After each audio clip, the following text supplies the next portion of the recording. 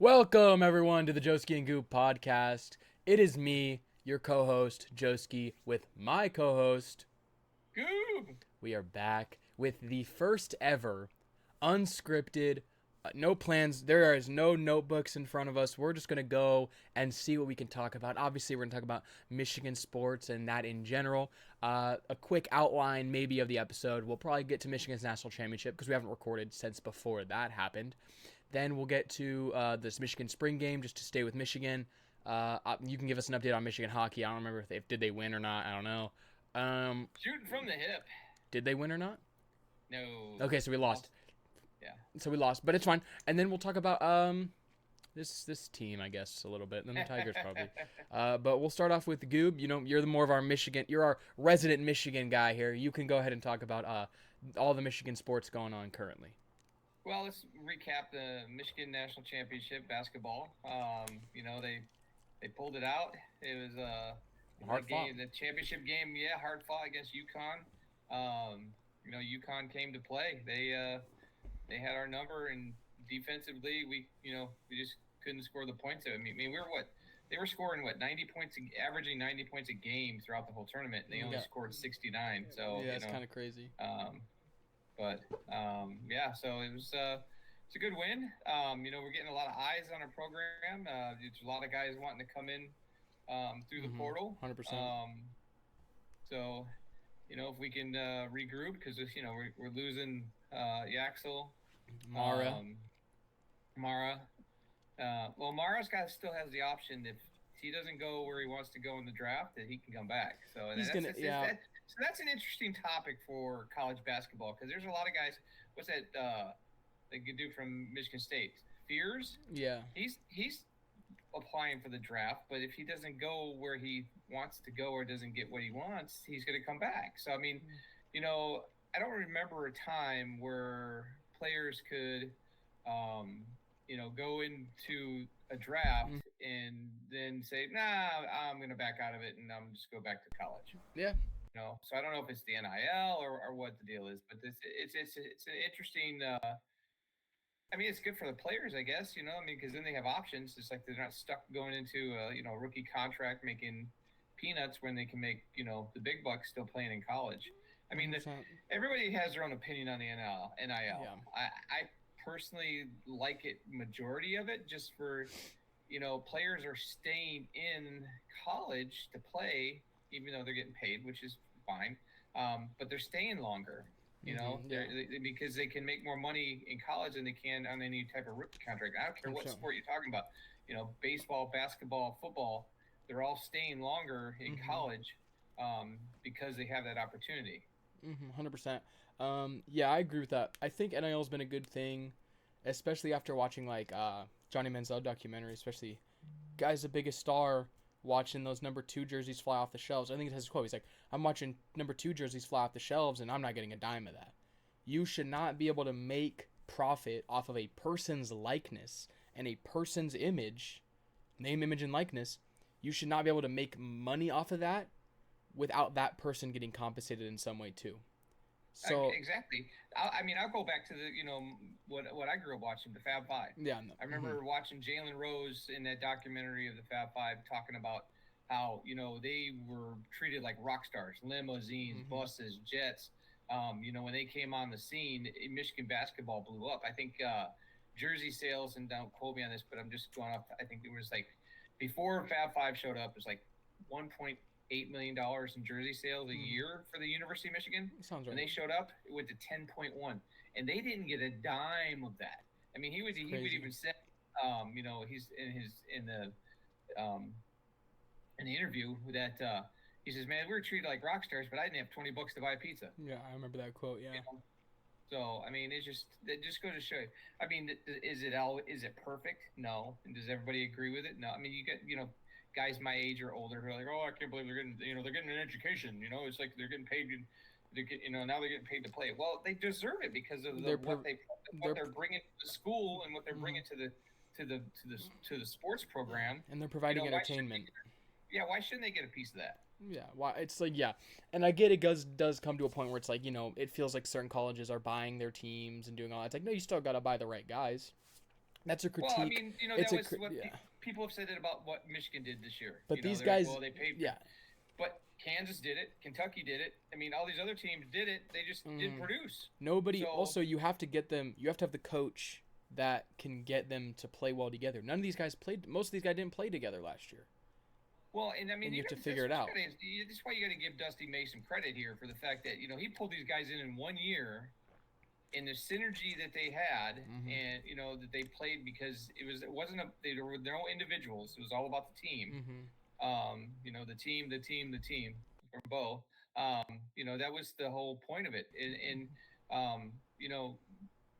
the coach, you hit the nail on the head. The coach has to be the right coach to get that to work. 100%. And Dusty did it. He was able to get it done. Yeah, I agree, and I think too with stuff like that is just guys like they got to play together. Coaches got to be there to be able to get these guys to play together. But you look at it last year's. This is the same trajectory, just in a shorter time as Michigan football. You see the 2022 year, and you're like, okay, yeah, they made it. Then they lose to TCU. Last year losing to Auburn we lost to Auburn last year, right? In the tournament with Donaldson. Yes. Yeah, we lost to Auburn last year. Yeah. And you kind of feel like, okay, this team, make the right moves, get the right guys. The next year, you just could tell. Like Michigan going into the year wasn't the favorite to win it, but for most of the year, it did look like, yeah, Michigan's going to win the whole thing. It's the same year we lose, and the next year it just looks like you're going to win. They were so dominant in the early part of the year. I mean, when we blew out Gonzaga, By 40. It was like, it was like, whoa, what? But the thing of it is as the season went on, guys were just not consistent. Yeah. Cadeau was not consistent throughout the year. I mean, but that's when you got, their bench was 9, 10 deep. Guys would come off the bench and just light it up. Done. Yeah. No, yeah. You got to have a good bench, especially in college basketball. You got to have a good bench. You got to have guys that can get it done.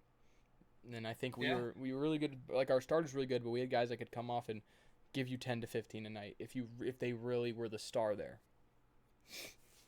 Yeah. I mean, if we can get Kaysen back from his ACL repair. Oh yeah. Lights out. I mean, he probably won't be there till like midway next year. Because Morez is coming back. Cadeau, coming back. McKinney's coming back. So I mean, we're only dropping a couple players, and that bench is still deep. So we're dropping our big playmakers. I just find it interesting that guys who didn't see a lot of playing time this year, more of the freshmen who have transferred. Yeah, that's how it goes sometimes, though. Yeah, guys are gonna. Well, I understand their reasoning. It's like, hey, I want to go somewhere where I'm going to play. 100%.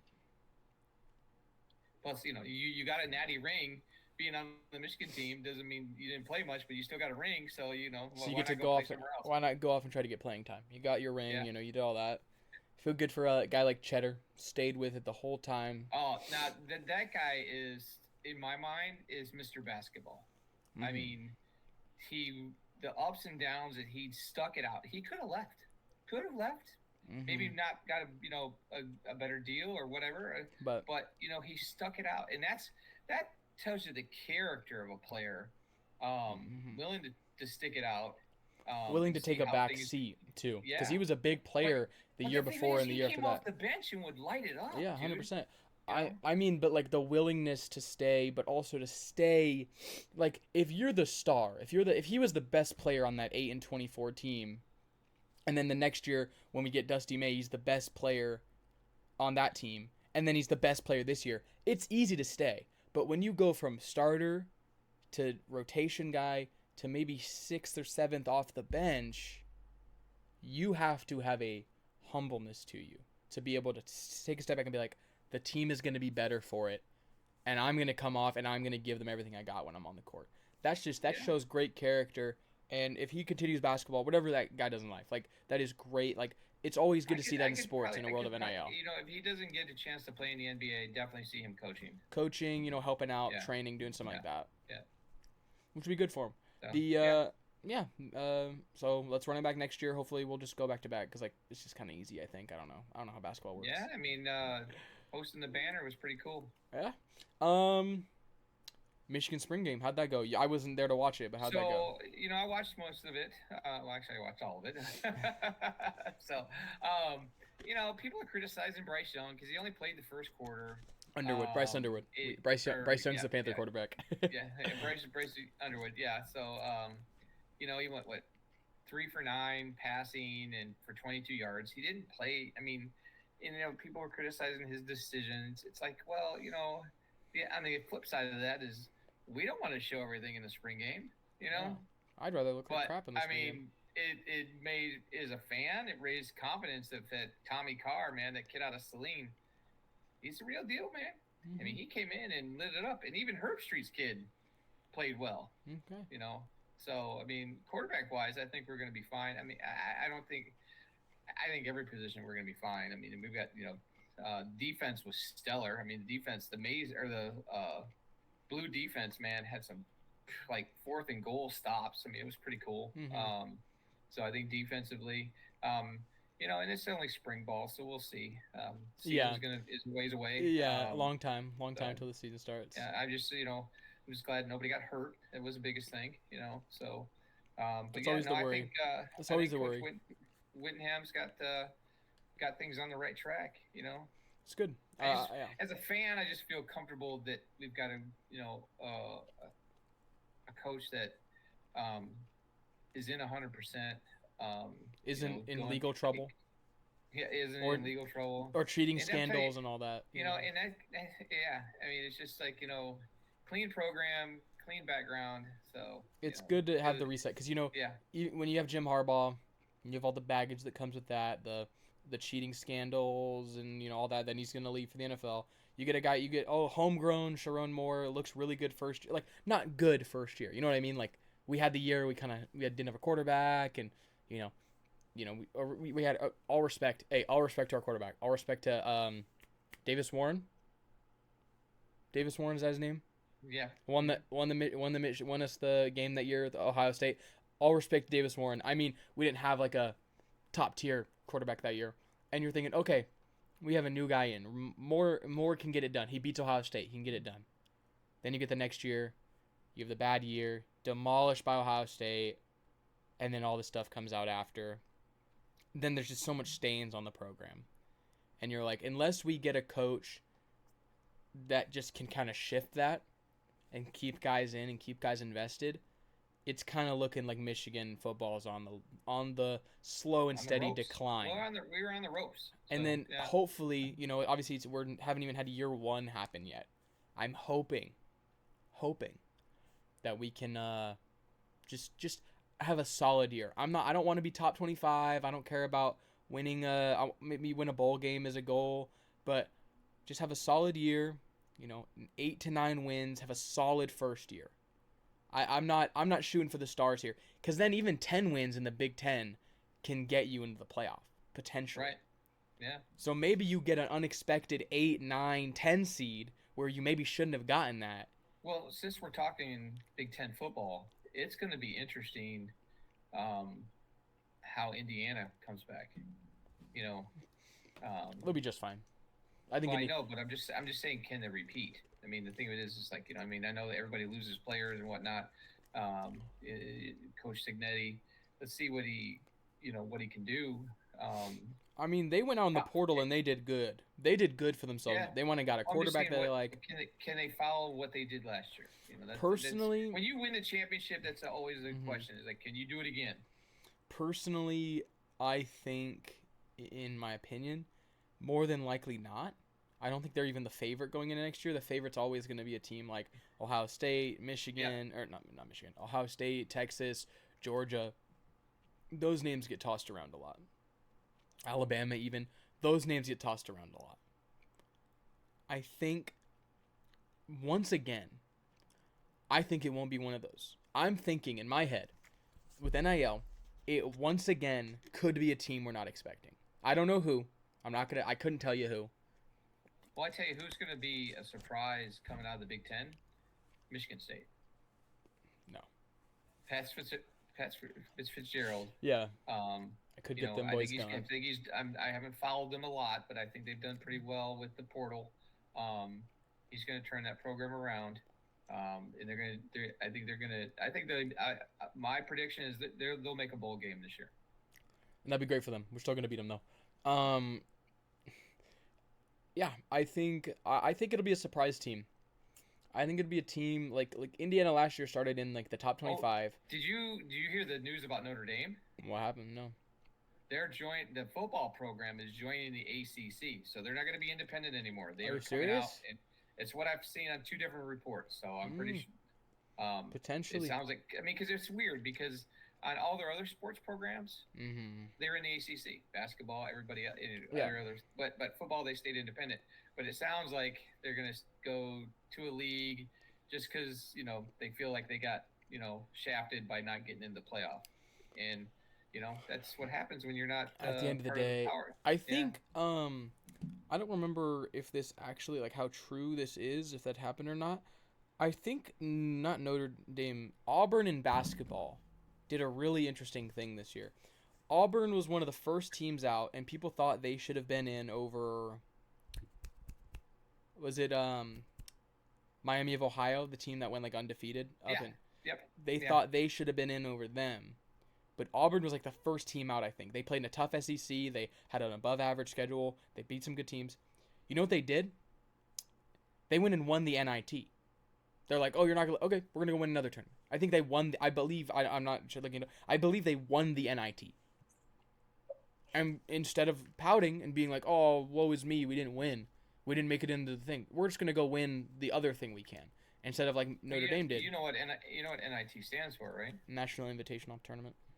No, not in tournament. National Invitational Tournament. Actually, it's Not in tournament. You don't know that. That's Hey, so sorry, yeah. Auburn beat Tulsa in the NIT 92-86. well, in Michigan's done that over a number of years. We didn't didn't make the NCAA. We go into the NIT and just beat the crap out of everybody. No, exactly. So. Works out that way. But yeah, Michigan hockey, how'd that end? I didn't really notice that. Made the semifinal. Played Denver University, which was weird to me that Denver's got some national championships. They've won some big games. Went into double overtime. I was super nervous watching the game. I'm like, man, they're gonna get scored on. They're gonna get scored, and I mean, we dominated on shots on goal and physicality, but we just they got that last goal and won the game. So that's how it happens sometimes. It just that's the way hockey is. But yeah, and then I'm happy that Denver won it all. I mean, they beat Wisconsin in the championship game. So Wisconsin, you suck. Yeah. So Tigers are 12-11 with their loss today. Yeah, today just was, man. I watched the game. I woke up and the game was over. Why'd we play so dang early? I woke up and the game was over. Because the Boston Marathon was today, so they had to get the game in early. Oh, that's why. Are any of the players running in it? Why'd they do that? I think the whole Boston Red Sox team was running in it. So well, Flaherty didn't have a bad day. Yes, he did. He went 3.1 innings, 3 hits, 2 runs, no earned runs, 3 strikeouts, 6 walks. Struggled with the walks.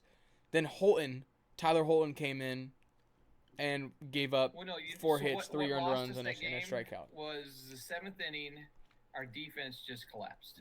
I mean, they scored like 5 runs, and then we came back in the 9th and pulled it within 2 because we were down by 4, I think. Yeah, I saw. I'm seeing this. Pulled it within 2, but just couldn't get it done. It just, Herter came in, kind of struggled, gave up some runs. Just offensively, just couldn't get much going. But yeah, but it was pretty cool. Jake Roberts got his first stolen base, so that was pretty cool. So. Oh, good for him. Wait, let me look at that. Oh yeah, good for him. I see that he has one. Yeah. But yeah, just a rough game. But 12-11, been streaky. You got games where we're just really dang good, and that whole Kansas City series, just finding ways to win game. We won every single game that series by 1, 2-1, then 2-1 again, then 10-9. Walk-off fashion in the last one. Late in the game. Late in the game, just finding ways to win. And then Skubal did Skubal things the other day against him. That's just how he is. And Valdez had a great game too against Boston as well. It's going to be pretty hard. It's hard to beat. Obviously, I hope when we get a couple rest days, we split them up. But it is hard to beat the Tigers in a series where we have Skubal and then Framber going back to back. Barely going to happen. I thought they were going to stop that. I thought they were No, that's what I said. When we have, it's just because we've been playing so many. You can't mess up your rotate. You can't switch your rotation when you're playing multiple days in a row. They're waiting for when we have some rest days to switch it over to maybe have Skubal start and then maybe sneak like Mize in there or Flaherty. Their schedule's been kind of weird this year, where we played like 6 or 7 on the road, then came home for a 3-game series, then back on the road, and then come back home. So it's kind of weird how they. Baseball's just always going to be like that, where you're just like, I can't believe we're already 23 games into the season. We're 23 games into the season. Almost a month, yeah. Almost a month, and Tigers still, haven't found that identity yet. No one in our offense is really catching their stride. Like McGonigal's been doing good. Dylan Dingler, shout out Dylan Dingler. He's a top 5 catcher in baseball. Who's the new rookie? Lee. Hung-Yo Lee. Yeah. Got his first major league hit today. Drove in a run. That was pretty cool. Good for him. Even though he lost us one of the Boston games with his error at the very end. In the 0-0 game. Yeah. But I'm just saying, it was just like, for a rookie, that's pretty cool. Good for him, yeah. And then you should have seen the whole Tiger dugout was like, get the ball. They're like, make sure you get the ball. Make sure you get on the ball. And they got him the ball. So that's pretty cool. Yeah. I heard Max Clark prospect's been killing it in AA or AAA, wherever he's in. He's been doing pretty good. He's doing pretty good. Maybe he'll get the call up if we're struggling before the All-Star break. My only worry with this management. You went out and you got Framber for a couple years under contract. You have some pitchers in the minor leagues. If we're not in a playoff contending spot at the deadline, they might ship Skubal off. They might do it. We give all this money to McGonigal, but we're not willing to pay Tarek.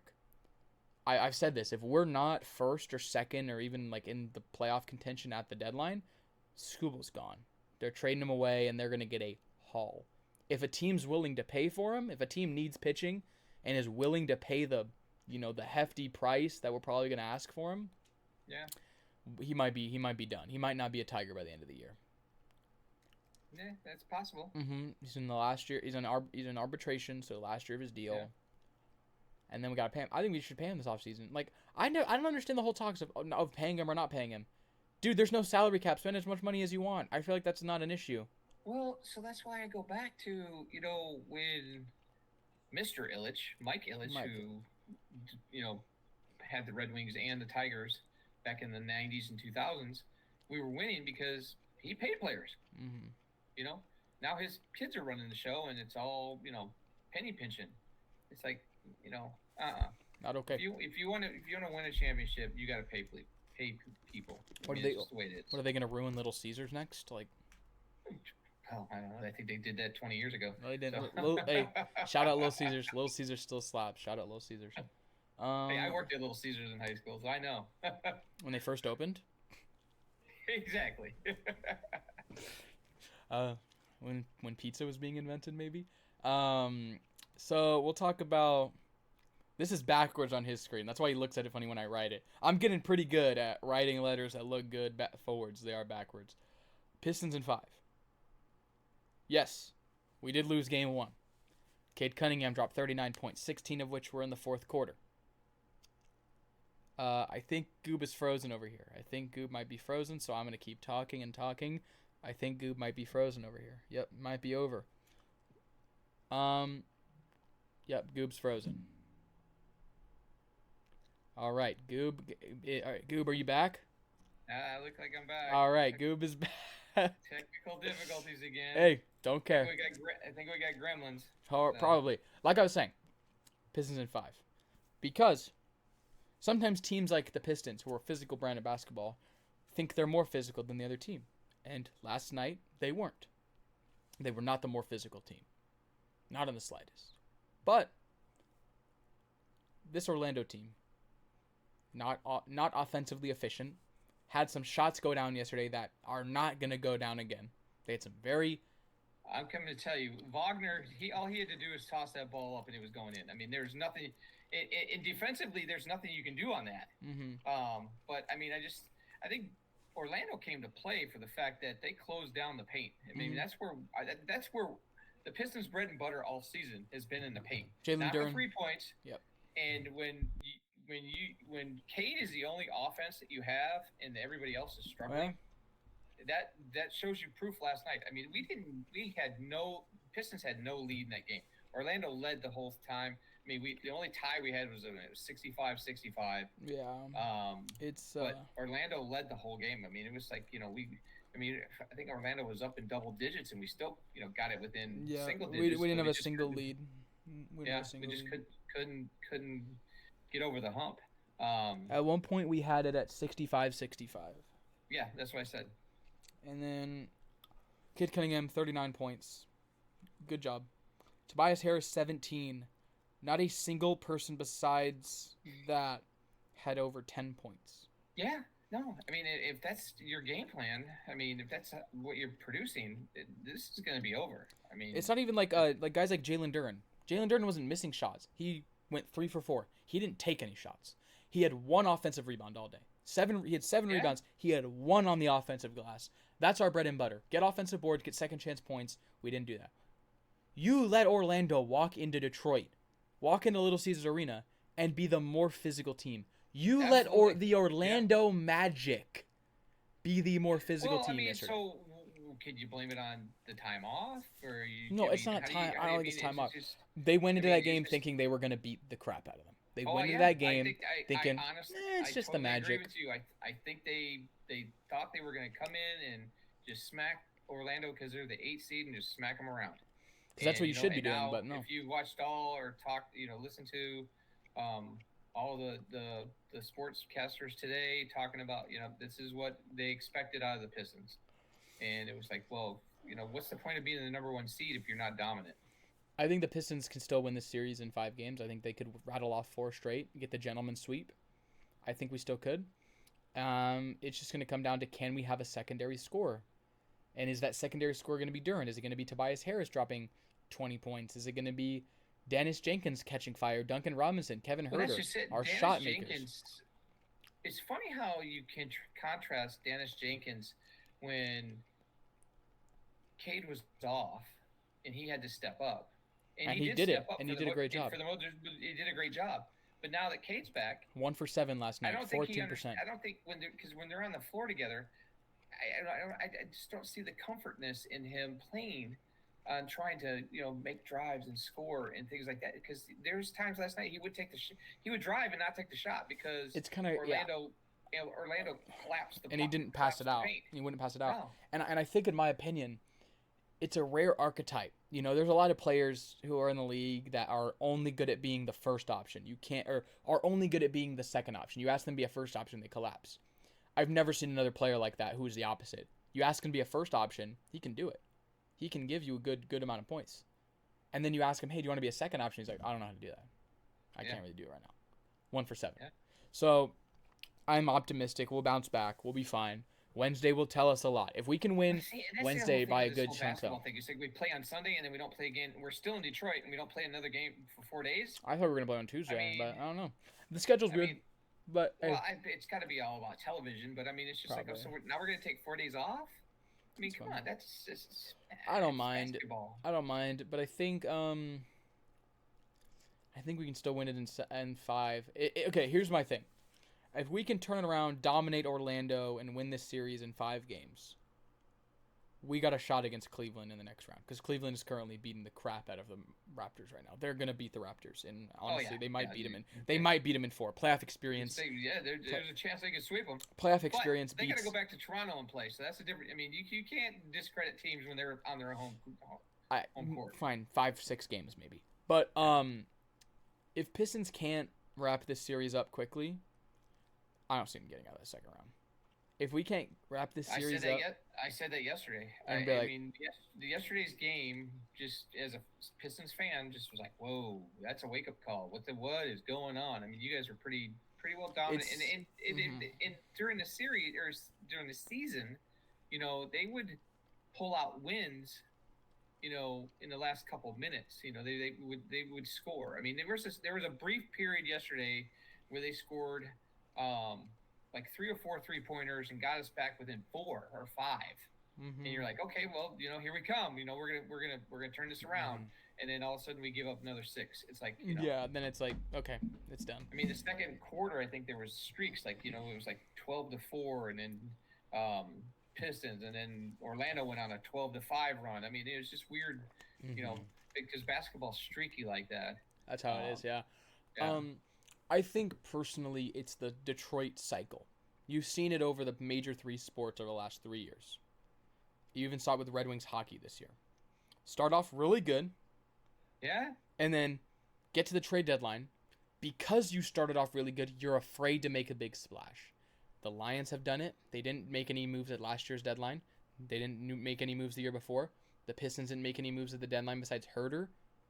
They didn't make it. They didn't go out and get a secondary scorer. I wanted them to go out and get Michael Porter Jr. from the Nets, because that's a guy who can. That's a guy who's a scorer who can score, and that's what we need. I mean, it's like what you said before. I like Thompson. He's a good player, but he's a defender. He's an offensive liability. He's not. Yeah, he's an offensive liability. You put him on the floor, and he's not going to score. You take away one half of the game. You're playing 4-on-5, and then you saw it last year with the Tigers. Start off really well.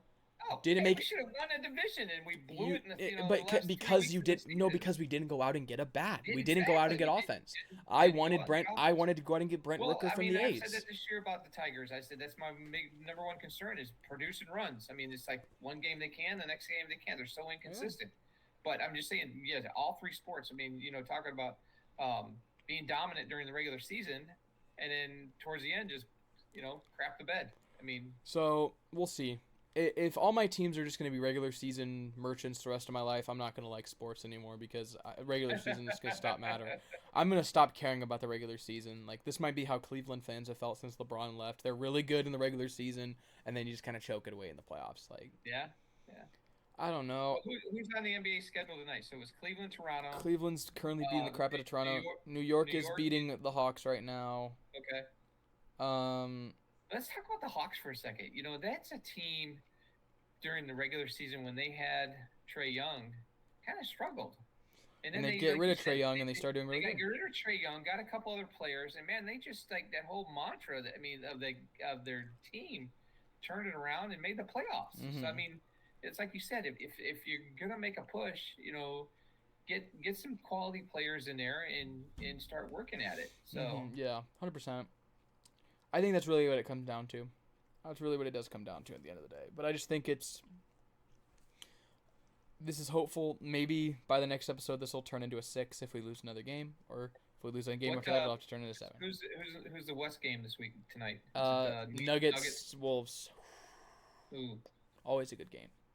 Yeah, I mean the Wolves, man, they played the Nuggets tough the other night. I mean, it felt like every game, like really every game, was not that close. Like we didn't really get any close games on the first round, but it also felt like they were close the whole time, and then the team that won just barely made it out at the end. It was like, there was times last night that the Trailblazers played really close with San Antonio, and then Wemby just turned it on. Yeah, it's hard to guard. It's hard to guard a guy who's 7'4". Like, it's really hard. You can't. I mean, as a coach, you would look at it and say, okay, we know this guy's going to get his. Let's clamp everybody else down. Yeah. And that's still hard to do. So because they have Stephon Castle, who's good. Yeah. De'Aaron Fox is good on offense. Like, Barnes can knock down threes. De'Aaron Fox. I mean, that guy. I bet he's so glad he left Sacramento. Everyone who left Sacramento is glad they left Sacramento. Everyone who went to Sacramento is really horrified that they went there. But yeah, and I think one last thing I'll talk about here is the fact that I think the West playoffs, no matter what we get, it's gonna be so good. It's gonna be the second round of the West playoffs, and even no matter what we get in the conference finals, East playoffs, yeah, sure. East playoffs right now, judging off only the first game, the Celtics are gonna go to the finals. Jason Tatum's on another world right now after coming back. The Celtics are going to the finals, in my opinion. Out of any East team, I pick the Celtics. Everybody's picking the Celtics. I'm picking the Celtics. I'm jumping on that wagon of I'm picking the Celtics because they have the most playoff experience out of any team in the East right now, and they are the best team in the East right now. The reason why they're not the 1 seed, if they had Jason Tatum all year, they're the 1 seed. The Pistons got the 1 seed because Jason Tatum was out for the first 10 months or the first, not 10 months of the season, but he's out for 10 months. Yeah. We didn't beat him the first time when they had Jaylen Brown.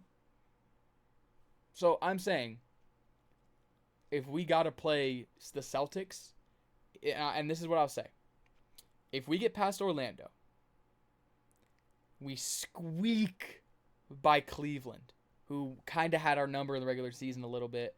We never played them when they had James Harden. Like, we can squeak by them in 7. The only scenario in which we make the NBA Finals is if the Knicks beat the Celtics in the second round. Because if we play the Knicks in the conference finals, a whole new... Like, I wish we could play the Knicks every night. Because the teams I saw, the Detroit Pistons teams I saw play the Knicks this year, is not what we got last night. It's not what we get against the Celtics. It's not what we'd get against the Cleveland Cavaliers. I think you hit the nail on the head with the Pistons last night. Is they mentally thought they were going to walk in and just dominate, and they got their butts handed to them. You got to prove that you can before you just think you can. I'm hoping they do exactly what you said, and it's like, okay, we needed this game because it's a wake-up call. So we'll see Wednesday night if that's true or not. We'll see. If they don't beat them by at least 20, I don't think they can win the series. I think you have to stomp them in the face. You have to going into Orlando, beat them in the game tomorrow night or Wednesday night at home. You got to beat them by double what they beat you by. They beat you by 11. You got to beat them by 22. Well, and the thing it's a momentum thing. Orlando's stud is Banchero? Paolo Banchero, who's so off and on. He didn't do nothing in the second half yesterday. Still couldn't get anything done. They still found a way to win. I mean, Wagner carried that team. 100%. And I know he's a Michigan guy, but I mean, he plays better in the state of Michigan, I guess. Yeah. So. But yeah, I think if we don't even make it past first round this year, the downfall will be our inability to be aggressive at the deadline. Yeah. Because this team would be scoring a lot more with Michael Porter Jr. Because you look at what he did on the Nuggets. He was able to support Jamal Murray and Jokic. They want to depend everything on Cade, and it's like, come on, man, you got to give him a supporting cast. It doesn't work. I mean, go back to Jordan's era. I mean, Jordan wasn't Jordan until 1-9 in the playoffs without Scottie Pippen. Yeah, we know. Got Pippen and got a good supporting cast, and then that's when everything changed. He couldn't win on his own. Yeah, we know that about Michael Jordan. Had to have the greatest coach of all time, the best defender of all time, one of the best defenders of all time. And one of the best second options of all time. Had to have all that just to make the finals. I'm not biting, dude. I'm waiting. I'm waiting for you to say something. I'm waiting for you to say something about the real GOAT. No. The real GOAT. You know who. Okay. We don't got to say his name. I didn't have to say his name. I didn't have to say his name, and you said it. I didn't have to say his name. He's not the real GOAT. But I didn't have to say his name, and you already knew who I said. Tom Brady's the real GOAT. Of football, yeah. Of football, yeah, probably. Wayne Gretzky's the real GOAT. I'm the GOAT of podcasting, I guess. Like, we're the best podcast out there. Yeah, 100%. All right, that's all I really got. I don't got nothing else right now. Nah, I think my brain. we got next week should be pretty good. We got the NFL draft coming up next week. So that should be pretty interesting. What day's the draft? The 23rd? No, was it the 20? Is it this Thursday? Is it this Thursday? That's the 23rd. Yeah. So Thursday. I'm always right. Wait, let's go. Who are the Lions taking in the first round? You messed up the sound, dude. What'd you do? Oh. I'm hoping they get that tackle out of Alabama. Caden Proctor. Give me. I've been saying Caden Proctor's name. I'll give you guys this, guys. On the pod. And I wouldn't be surprised. So everybody's talking about what is Brad Holmes? What kind of magic is he going to do? I wouldn't be surprised if he doesn't try to trade up just to get him. He'll be there at 17. You don't need to trade up. He'll be there at 17. He's a project. Are you sure? He's a project tackle. He is. Okay. He's raw as a prospect. He's 21 years old. He's a young prospect. Okay. I'm being genuine with you. I like the Caden Proctor pick because I feel like we kind of go with safe picks every year. It's not a safe pick. You watch the tape, and I've talked to people who are Alabama fans. Some games, no one could get past him. And some games, it felt like he forgot how to play football. So, streaky, but also you look at the Lions and how they've developed offensive tackles over the years. Panay Sewell was a great prospect. I'll be real. He was the 7th overall pick. But how he has progressed. How they have homegrown guys. Like, they homegrown Ragnow. Ragnow was homegrown. Decker was homegrown. those weren't like sought after guys coming out of college, but they made them who they were through developing them.